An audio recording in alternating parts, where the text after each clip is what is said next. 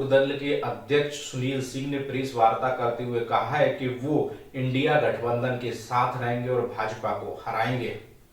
लखनऊ में लोकदल के अध्यक्ष सुनील सिंह ने प्रेस वार्ता करते हुए कहा कि लोकदल इंडिया गठबंधन के साथ है।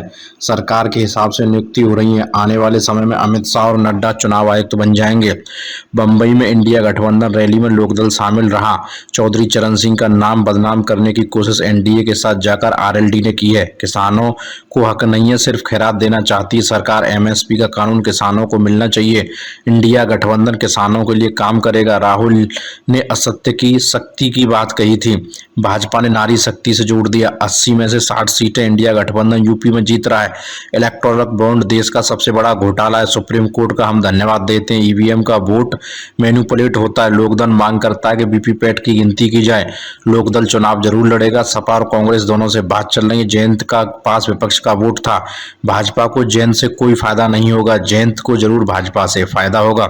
इकबाल अहमद, लखनऊ, समाचार 24। 350 सीटों को मैनिपुलेट करने की जो भाजपा की कोशिश है, 25% वोट तो जीत ही ले लेते हैं। 10-5% वोट इनके प्रत्याशियों को मिल ही जाता है, राम के नाम पे या जिस भी नाम पर। तो कुल मिलाकर ये देश की 350 से ज्यादा सीट सिर्फ ईवीएम के दम पर जीतने की कोशिश कर रहे हैं। जनता की ताकत के दम पर तो ये चुनाव बुरी तरह हारेंगे अगर जनता की वीवीपैट की पर्चियां गिनी जाएंगी। तो आज पूरा इंडिया गठबंधन और लोकदल भी ये मांग करता है कि हम देश के ईवीएम से हमें कोई शिकायत नहीं है। ईवीएम को आप रखिए, इस्तेमाल करिए, हमें कोई शिकायत नहीं है। हमें शिकायत है कि आप जो गिन रहे हैं वो मैनिपुलेट हो चुका है, उसको मत गिनिए। आप वीवीपैट की उन पर्चियों को गिनिए जो आपको ड्रॉप बॉक्स में गिरी गई है। वो जो वोट डालने जाए उसको दी जाए और उसको गिन के आप सही वोट की जानकारी दे दीजिए। आज हम गारंटी लेते हैं कि 350 सीट तो छोड़िए, अगर Bharatiya Janata party 100 seat EVM की पर्चियां गिनने से आ जाए तो मोदी जी देश के बड़े नेता हम मान लेंगे, अगर 100 सीट भी जीत जाए सिर्फ वीवीपैट की पर्चियां गिन के। तो आज देश में 2 मिनट चुनाव का जो मुद्दा है वो वीवीपैट की पर्चियां गिनने का है, एक निष्पक्ष चुनाव का है जिसकी हम मांग कर रहे हैं। हम ये नहीं कह रहे कि आप क्या करिए, आप किसी को भी वोट दीजिए, जनता स्वतंत्र वोट दे रही है, लेकिन आप सही पर्चियों को तो कम से कम गिनिए। तो आज मुद्दा इस देश में सबसे बड़ा, लोकतंत्र में सबसे बड़ा जो खतरा है वो ईवीएम से है, जो पर्चियां नहीं गिनी जा रही उससे है। तो लोकदल की मांग है, इंडिया गठबंधन के सभी दलों की मांग है कि वीवीपैट की पर्चियां गिनी जाए ताकि चुनाव आयोग को हम निष्पक्ष मान सकें। वरना जिस तरह चुनाव आयोग में नियुक्ति हो रही है, जिस तरह से अगर इस मांग को नजरअंदाज किया जाएगा तो देश के सामने है कि देश में सही निष्पक्ष चुनाव नहीं हो रहा। ये देश का चुनाव नहीं है, ये वही रशिया की तरह चुनाव हो रहा है कि जहां पे हर चुनाव मैनिपुलेट होके और रिजल्ट कुछ और आएगा। तो आज इस देश की मांग है, इस देश की जनता की मांग है, इस देश के विपक्ष की मांग है। इस देश में जितने बड़े बड़े लोग हैं, चाहे वो स्टैलिन हो तमिलनाडु के मुख्यमंत्री, चाहे झारखंड के मुख्यमंत्री हो, चाहे आपके फारूक अब्दुल्ला जी हो, चाहे महबूबा मुफ्ती जो कहती हैं कि हमारे कश्मीर जैसा इस देश को मत बनाइए। आने वाले समय में 2024 के बाद ये देश कश्मीर जैसे हालात हो जाएंगे अगर आज आपने इस देश को नहीं संभाला। तो आज इस देश को संभालने की जरूरत है। आज राहुल जी जो 6,700 किलोमीटर की यात्रा करके देश को किया है, तो देश में बदलाव है, देश चाहता है कि बदलाव हो। किसान परेशान है, नौजवान परेशान है, सारी जनता चाहती है, लेकिन वो बदलाव इसलिए नहीं दिखाई देता कि हर चौथा वोट भाजपा पे जाएगा तो ईवीएम जो गिरेगी तो वो वोट सही वोट नहीं है। तो आज निष्पक्ष चुनाव के लिए लोकदल ये कहता है कि ईवीएम की वीवीपैट की पर्चियां गिनी जाएं ताकि देश के सामने सही आए, अन्यथा इस देश का चुनाव निष्पक्ष नहीं है।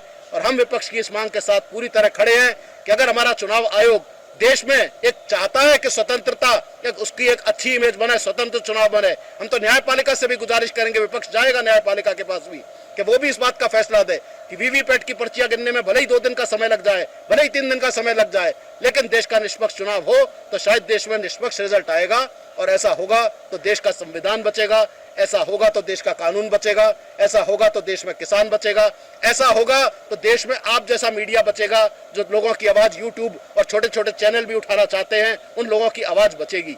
वरना आने वाले समय में मीडिया भी स्वतंत्र नहीं है। यूट्यूब पे भी लगाने के लिए ब्रॉडकास्टिंग बिल तैयार है। इस देश में बड़े चैनल गोदी मीडिया बनाया गया, लेकिन छोटे मीडिया को भी बर्बाद कर दिया जाएगा आने वाले समय में। संवैधानिक संस्थाएं पहले ही खत्म हो चुकी हैं, ईडी, सीबीआई सब इनकी शक्ति है।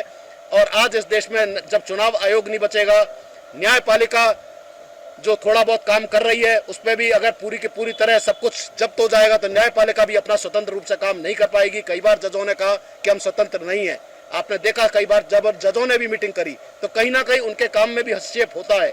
तो आज इस देश में संवैधानिक संस्थाएं बचाने को, लोकतंत्र बचाने को, देश के किसान का भविष्य बचाने को, देश बचाने को लोकदल पूरी तरह इंडिया गठबंधन के साथ मिलकर चाहता है कि देश बचे, चाहता है कि देश में अच्छी सरकार बने, चाहता है निष्पक्ष चुनाव हो और इसके लिए ईवीएम से वीवीपैट की पर्ची गिनी जाए।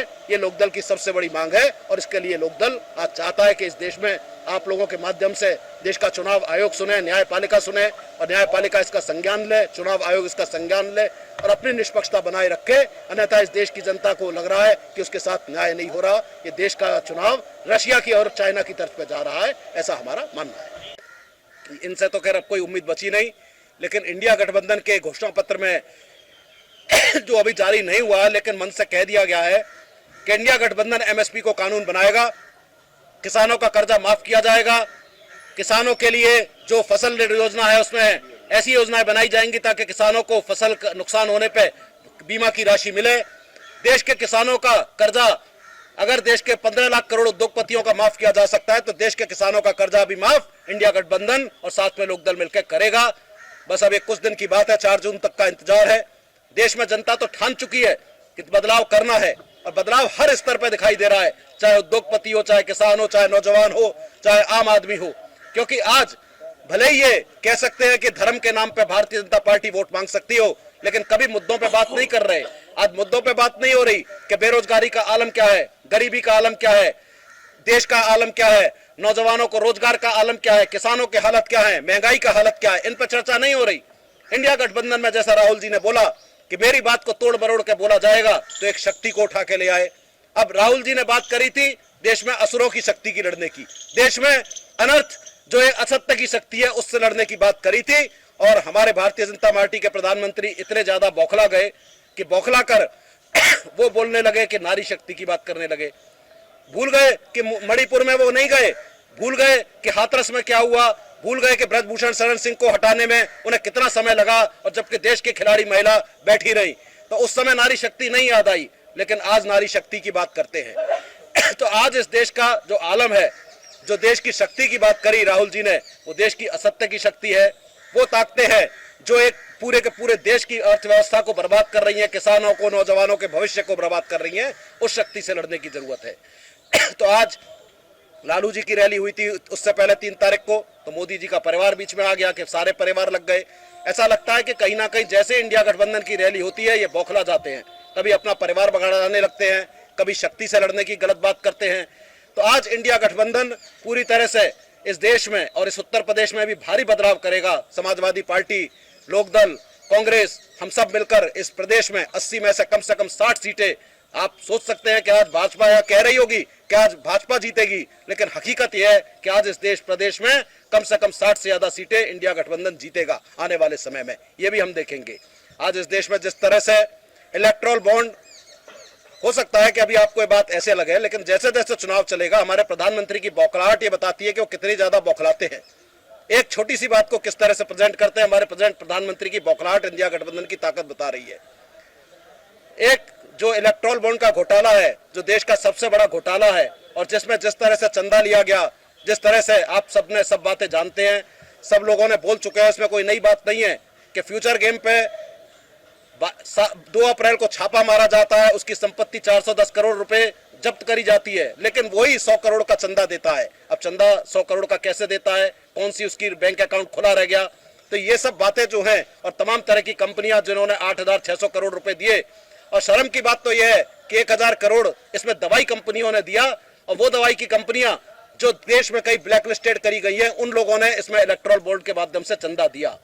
तो देश में जिस तरह से लोगों के स्वास्थ्य के साथ खिलवाड़ करके दवाई बनाने वाली ब्लैक लिस्टेड कंपनियों से चंदा लिया गया, उन्हें फायदा पहुंचाने की कोशिश करी गई, जिस तरह से धंधे को एक्सटॉर्शन बनाया गया, ये देश का बहुत बड़ा घोटाला है इलेक्टोरल बॉन्ड। ये कोई मामूली घोटाला नहीं है। एक शेल कंपनियों के माध्यम से पूरे का पूरा कहते थे कि हम स्विस बैंक से डिटेल लेके आएंगे, खातों की डिटेल। स्विस बैंक की डिटेल तो छोड़िए, स्टेट बैंक ऑफ इंडिया की डिटेल देने को तैयार नहीं था। वो तो सुप्रीम कोर्ट का हम धन्यवाद देते हैं कि जिसके चाबुक के डर से इनको घोटाला देना पड़ा और ये कुछ सार्वजनिक चीजें हुई। अभी पूरी चीजें सार्वजनिक होने में समय है, लेकिन आज ये घोटाला देश का बहुत बड़ा घोटाला है। और आज इस समय जैसा कि बंबई की रैली में कहा गया, चुनाव जनता के माध्यम से होगा तो इंडिया गठबंधन हो सकता है कि बहुत बड़ी जीत हासिल करे और जीतेगा। लेकिन आज प्रश्न इस चीज का है कि राजा की जान जैसे तोते में होती है, जैसा बोला गया, आज मोदी जी की जान इस ईवीएम मशीन में है। और इंडिया गठबंधन के सभी साथियों की और हमारी भी मांग है कि भाई वीवीपैट की पर्चियां क्यों नहीं गिनते। आप वोट देने गए, आपने वोट जहां पर दिया, आपको पर्ची मिली, आपके हाथ में दे दे, आप सामने बॉक्स में डाल दीजिए, आप देख लीजिए आपका वोट सही है। उसको गिनने में 2 दिन लगे, 4 दिन लगे, कौन सी बड़ी आफत आ जाएगी। आप 3 महीने अब से लेकर आचार संहिता 4 जून तक रहेगी, देश में पूरे 3 महीने तक सब कुछ बंद रहेगा। तो अगर अभी बंद रह सकता है तो 2 दिन ज्यादा लग जाएंगे, सही रिजल्ट आ जाएगा जनता के सामने। लेकिन पर्चियां गिनने का काम नहीं करेंगे। किसको गिनेंगे?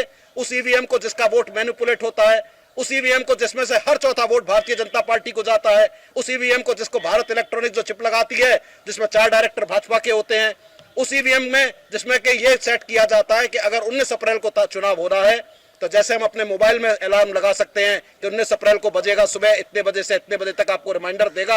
आपके मोबाइल में भी प्रोविजन होता है, डिलीट टाइमर आईसी आप लगा सकते हैं, आप अपने टीवी को चला सकते हैं। ऐसे ईवीएम में एक सेटिंग करी गई है देश की 350 मशीनों पर कि जिस दिन चुनाव होगा 19 अप्रैल को, उस दिन सुबह 9 बजे से लेकर शाम के 5 बजे तक हर चौथा वोट भारतीय जनता पार्टी को जाएगा। आप कहीं भी डालेंगे वोट, पर्ची में तो आपका होगा लेकिन वोट जाएगा भाजपा को। यह देश की सेटिंग करी गई है।